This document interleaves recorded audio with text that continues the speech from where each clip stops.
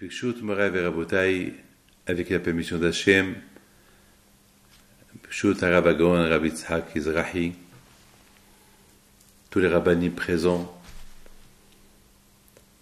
pour le bénéfice de l'Yeshiva du Mir. Je suis désolé, je m'excuse beaucoup de ne pas pouvoir être avec vous ce soir, parce que j'avais une urgence pour un long voyage. Et c'est la raison pourquoi c'était pas prévu. Et vraiment, je m'excuse. Et je m'excuse auprès du Rav. Si Dieu veut, c'est une fête que chaque année je suis avec vous. Et cette année, malheureusement, enfin, je vous demande pardon, mais avec les Hachem, j'espère que vous tous, vous allez vous mobiliser pour Be'ez Hachem, pour aider l'Yeshiva du Mir, Rabbi Zahi, Shalita. Vous savez que je sais que Rabbi Zahi a de la peine que je ne suis pas là. Moi aussi, j'ai beaucoup de la peine que je ne suis pas là avec vous. Mais il faut savoir que avec Aaron à Cohen, lorsqu'il n'a pas été invité pour l'inauguration du Beth Amikdash, lui et le Shevet Lévi, la Torah dit Hal Shada'ate, il avait de la peine. Alors quand je vois il dit à Aaron, bon, il ne faut pas avoir de la peine, Shelcha Gdola Mishalaim. Pour toi, je t'ai réservé quelque chose de plus grand. La question se pose, après que Aaron il a reçu des mains de HaKadosh Baruch Hu, ce qu'il lui a donné, est-ce vraiment il a été concilié, et vraiment il s'est consolé?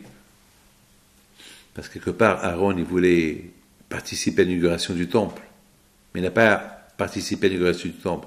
Est-ce vraiment? Et le bon Dieu, il a consolé, il a dit, Shelcha, toi, je te donne plus que. Est-ce que vraiment il a été consolé? Et vous savez une chose. La consolation qu'Akadosh Baruch Hu lui a donnée à Aaron, comme qu'ils disent nos sages, elle est double. Car l'allumage de Hanouka qu'il a allumé ici, ce n'est pas uniquement que dans ce monde la Hanouka a été allumée, mais même dans l'autre monde la Hanouka elle a été allumée, et elle est restée allumée jusqu'à la fin des temps, jusqu'à Mashiach. Donc bien sûr, une matana pareille, elle ne peut que consoler Aaron Cohen, mais entre vous et moi, c'est quoi le message ici? Il doit y avoir un message quelque part. Hachem, il ne joue pas des jeux. Il invite tous les chefs de tribu à inaugurer le temple et pas Aaron. C'est pas logique. C'est vrai que Hachem, il dit à Aaron, bon, je te donne quelque chose de grand, mais d'accord, merci à Kadosh Baruch Hu pour le beau cadeau que tu me donnes, que j'allume la menorah ici, là-haut, si elle s'allume pour la fin des temps. Mais est-ce vraiment une consolation? C'est quoi le message ici? C'est quoi le message? Qu'est-ce que le bon Dieu veut nous apprendre dans ce geste-là qu'il a fait? Hachem, donne à Aaron aussi à inaugurer le temple comme tout le monde. Et si tu veux lui donner, allumer la menorah, tu lui donnes. Tu vas lui donner, il ne lui donne pas, donne à un autre. Mais pour le moment, Aaron, il a de la peine. Pourquoi tu ne l'as pas invité pour inaugurer le temple? Comme tout le monde. Hanoukat HaMezbeach, l'inauguration. Prend part de l'inauguration du temple. Que chacun, il a une partie.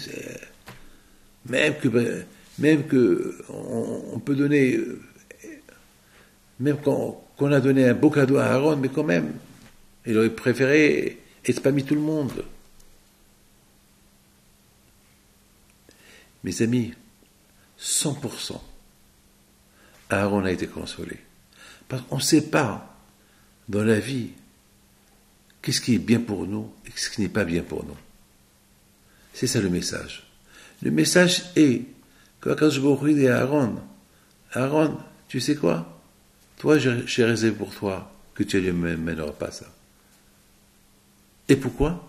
Ça, c'est mon problème. C'est écrit dans la Torah Vaya'as Ken Aaron. Aaron la connaît tout de suite, puisque Hachem, il lui a dit, toi, je te donne ça et pas ça. Il a compris que ce qui est bien pour moi, c'est ça, et pas ça. Il faut savoir ne pas se poser des questions. Il faut savoir accepter les choses de Akadosh Baruch Hu, telles qu'elles sont. Comme ça. Beaucoup de fois, il y a des gens qui viennent chez moi et me disent, mais pourquoi Hachem il m'a fait ça? Mais pourquoi Hachem m'a fait ça? Pourquoi? Je ne sais pas quoi leur répondre. Je lui dis, Hachem, il sait ce qu'il fait. J'ai eu de la peine ce matin. Une femme, la pauvre, après longtemps qu'elle a attendu, a tombé enceinte. Elle est tombée enceinte. Et la pauvre, elle a perdu le bébé. Elle m'a dit, alors pourquoi le bon Dieu me l'a donné? Je lui ai dit, madame, je ne sais pas pourquoi. Mais Hachem, il sait pourquoi. Moi, je ne peux pas vous répondre. Il faut savoir accepter. Ce que Hachem il fait pour le bien. Il sait ce qu'il fait Hachem. C'est ça le message. Le message que Aaron, vraiment, il voulait participer à Hanoukat Habayit. Pour lui, c'est la plus belle chose des choses, c'est ça. Mais Hachem lui dit non, c'est pour toi. Pour eux, oui, mais pas pour toi.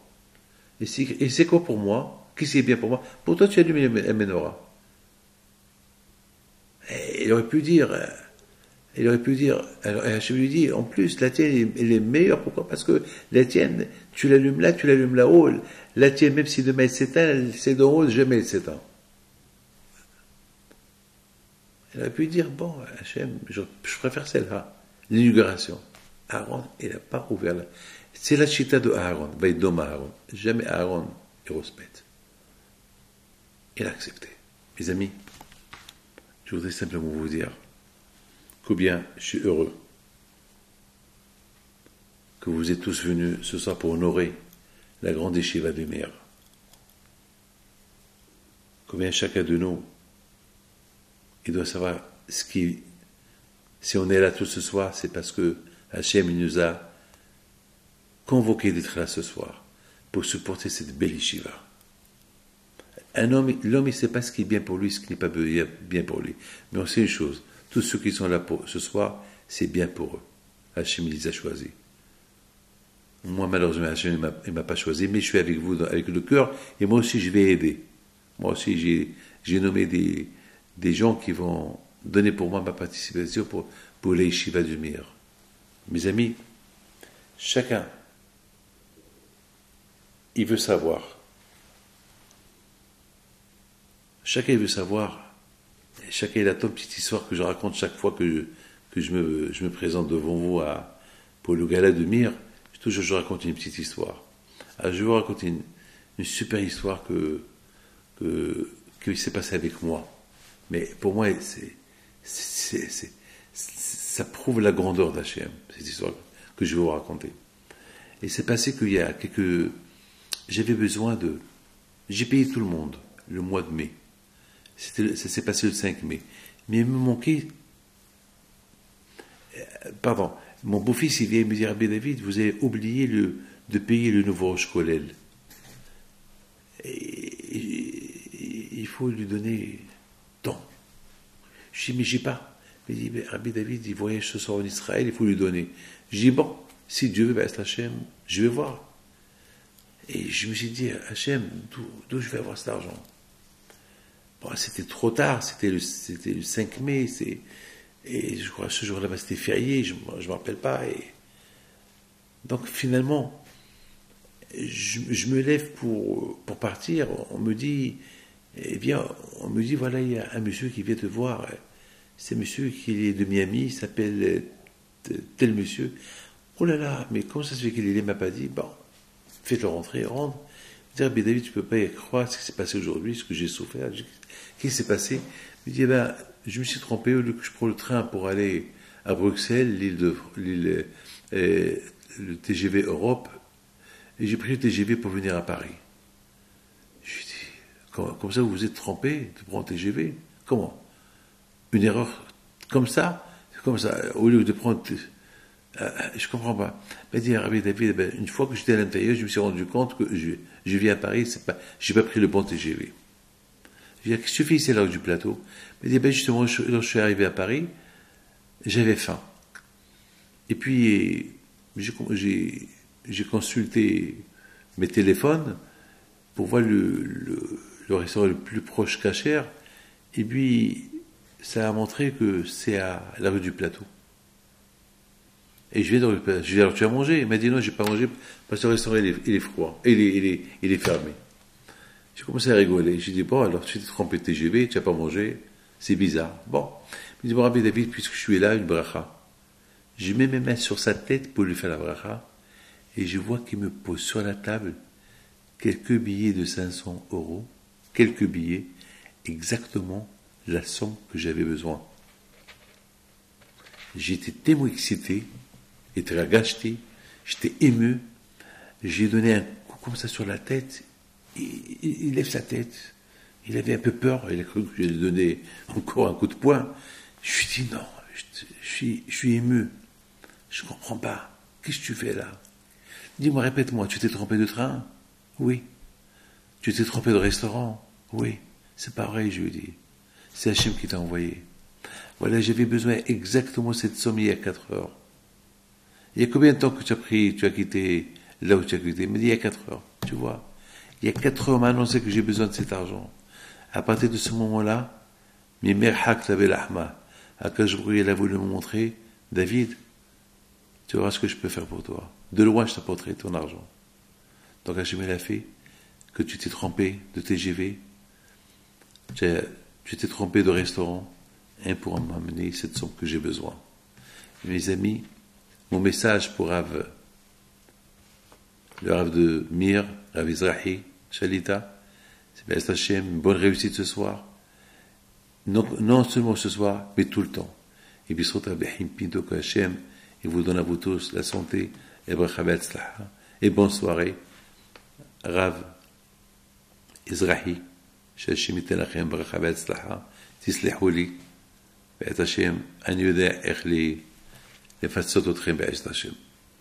הרב אל-חדד, bonne réussite, Rav Yitzhak Twito, que Hachem vous protège, et ce devoir que j'ai fait, le Nishma ton papa, Rabbi David Twito, Bitito Sliha, Rabbi David Bitito Zerone Bacha, que le bon Dieu vous protège. Shalom Bacha.